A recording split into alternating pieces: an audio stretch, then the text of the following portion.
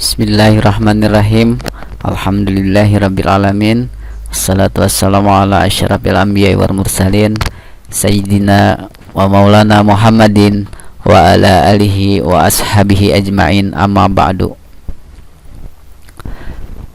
Dalam kesempatan ini kita marilah bersama-sama memanjatkan puji syukur kehadirat Allah Subhanahu wa taala karena kita diberikan suatu nikmat yang amat banyak di dunia ini, terutama faktor kesehatan.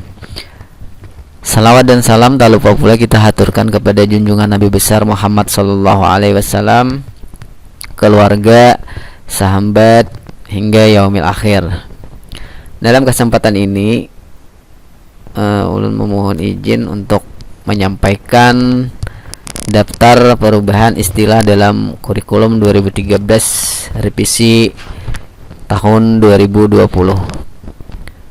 Memang sebenarnya bukan tahun di 2020, tapi awal-awal dalam penggunaan kurikulum 2013 itu ada beberapa perubahan istilah yang mulanya pada kurikulum 2006 atau KTSP seringkali kita sebut ada mengalami beberapa perubahan istilah.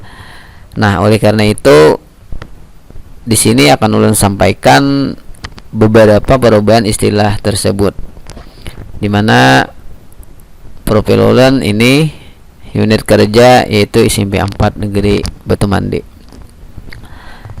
Kita lanjut. Berdasarkan Permen nomor 53 garis miring 2015 dinyatakan tidak berlaku dan dirubah menjadi Permen nomor 23 garis miring 2016 tentang penilaian revisi kurikulum 2013. Nah, ini permennya. Jadi di dalam sebuah permen itu tidak berlaku lagi karena sudah dirubah menjadi Permen nomor 23 garis miring 2016 tentang penilaian revisi kurikulum 2013. Artinya istilah-istilah yang dulu itu tidak berlaku lagi, tetapi yang digunakan adalah istilah yang baru sesuai dengan permen perubahan itu. Nah, salah satunya perubahan dari istilah itu yaitu KKM atau kita mengenal sebagai kriteria ketuntasan minimum. Nah, istilah itu di dalam kurikulum 2013 diganti atau berubah menjadi KBM. KBM yaitu ketuntasan belajar minimal. Nah, itu satu yang perlu kita perhatikan, bahwa istilah KKM yang dulunya kita masih menggunakan kurikulum 2006, maka KKM itu namanya tidak berlaku lagi di kurikulum 2013, tetapi nama yang berlaku yaitu KBM, yaitu ketuntasan belajar minimal. Yang kedua, istilah OHAH. OHAH ini adalah ulangan harian, juga berubah dengan istilah VH atau penilaian harian. Nah, jadi OHAH itu pada kurikulum 2006 itu namanya OHAH. Sedangkan pada kurikulum 2013 OHAH itu tidak berlaku lagi karena sesuai dengan Permen nomor 23 garis miring 2016 itu berubah menjadi PIHAH atau penilaian harian. Mungkin kita sampai sekarang masih banyak yang menggunakan kata-kata istilah itu KKM, ulangan harian, padahal di dalam kurikulum 2013 nama-nama itu tidak lagi digunakan, tetapi yang digunakan adalah KBM dan PH. Yang ketiga, istilah UTS. UTS yaitu ulangan tengah semester. Nah, itu pada kurikulum 2006 atau KTSP itu disebut dengan istilah UTS. Tetapi dalam kurikulum 2013 istilah itu diganti dengan PTS, yaitu penilaian tengah semester. Yang keempat, istilah UAS. Nah, ulangan akhir semester. Ulangan akhir semester itu pun juga berubah istilah dengan PAS. Nah, penilaian akhir semester. Akan tetapi penilaian akhir semester ini dibagi menjadi dua, ada penilaian akhir semester genap atau ganjil dan ganjil maksudnya gitu. Jadi UAS ini ada dua, ada penilaian akhir semester ganjil dan semester genap. Yang berikutnya istilah UKK. UKK ini ya disebut dengan ujian akhir tahun. Nah, di sini menjadi PAT, penilaian akhir tahun. Atau kita disebut kita sering menyebut dengan US, ulangan sekolah. Nah, ini UKK ini atau PAT ini berlaku untuk kelas 9. Biasanya berlaku untuk kelas 9.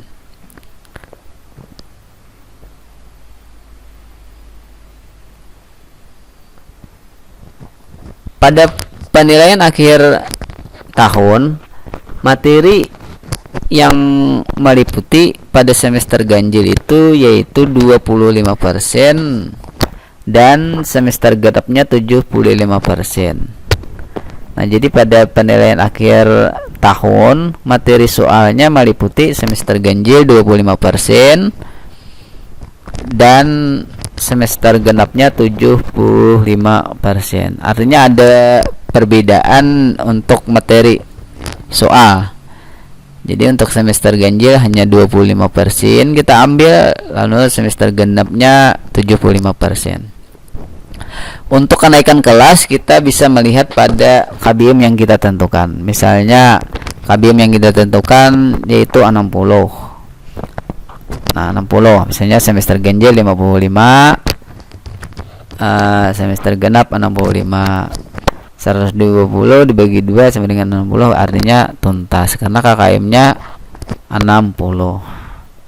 Berikutnya, siswa dinyatakan naik kelas. Nah, yang pertama siswa yang dinyatakan tidak naik kelas. Yang pertama, terdapat 3 nilai mata pelajaran yang KBM-nya tidak tuntas. Nah, jadi apabila siswa itu nilainya di bawah daripada KBM yang ditentukan, khususnya 3 mata pelajaran, maka bisa dinyatakan siswa itu tidak naik kelas. Yang kedua, nilai pengetahuan KI 3 harus tuntas. Jikalau nilai pengetahuan KI 3-nya tidak tuntas, maka juga disebut tidak akan naik kelas. Yang ketiga, nilai keterampilan atau KI 4 harus tuntas. KI 1 dan KI 2 harus baik. KBM semua mapa sama. Nah, misalnya 60 atau 70 KKM-nya maka sama semua KBM yang dibuat oleh sekolah. KI 1 dan KI 2, observasi guru dalam jurnal yang ditulis yang kurang dan yang amat baik. Nah, jadi KI 1 dan 2, observasi guru di dalam jurnal itu ditulis ada kurang, ada amat baik. Sikap dikatakan tuntas jika predikat minimal baik. Nah, jadi sikap itu dikatakan tuntas jika siswa itu meraih predikat minimal baik. Khusus sikap. Nah, sedangkan pengetahuan dan keterampilan dikatakan tuntas jika predikatnya minimal C. Nah, itu. Jadi sikap itu B jika tuntas, sedangkan pengetahuan dan keterampilan jika dikatakan tuntas minimal C. K13 kurikulum 2013, sebuah mapel dikatakan tuntas jika pengetahuan dan keterampilannya tuntas. Sedangkan kurikulum 2006, sebuah mapel dikatakan tuntas jika pengetahuan dan keterampilannya, jika ada keterampilan atau sikap tuntas. Yang kelima, tidak perlu bingung dengan predikat C, karena pada mata pelajaran pada mapel pengetahuan dan keterampilan nilai C itu berarti tuntas. Dan yang keenam, untuk predikat pengetahuan dan keterampilan didasarkan pada KKM masing-masing sekolah atau KBM masing-masing sekolah. Contoh, jika KBM itu 75, maka kurang daripada 75 sama dengan D atau tidak tuntas. Maksudnya begini, jika KBM yang ditentukan 75, maka siswa yang mendapatkan nilai kurang dari 75, maka predikatnya adalah D, itu disebut dengan tidak tuntas. Sedangkan 75 sampai dengan 82, maka kategorinya adalah C, tuntas dengan kategori cukup. Sedangkan 83 sampai dengan 90, maka B, tuntas dengan baik. 91 sampai dengan 100, maka predikatnya adalah A, tuntas dengan sangat baik.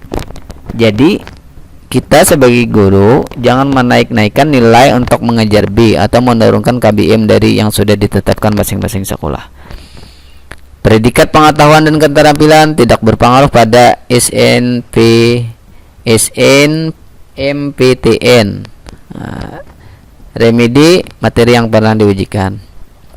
Artinya kita melakukan remedia itu materi yang sudah diujikan. Jangan membuat soal yang baru. Perubahan Permendikbud. Pertama, 1. Permendikbud nomor 20 tahun 2016 tentang standar kompetensi lulusan. Kedua, nomor 21 tahun 2016 tentang standar isi pendidikan dasar dan menengah. Dan yang ketiga, Permendikbud nomor 22 tahun 2016 tentang standar pendidikan dasar dan menengah. Yang keempat, Permendikbud nomor 23 tahun 2016 tentang standar penilaian. Dan yang kelima, Permendikbud nomor 24 tahun 2016 tentang kompetensi inti dan kompetensi dasar. Nah, mungkin sampai itu saja penyampaian dari ulun terkait tentang perubahan istilah dalam kurikulum revisi dalam kurikulum 2013 revisi tahun 2020. Terima kasih. Assalamualaikum warahmatullahi wabarakatuh.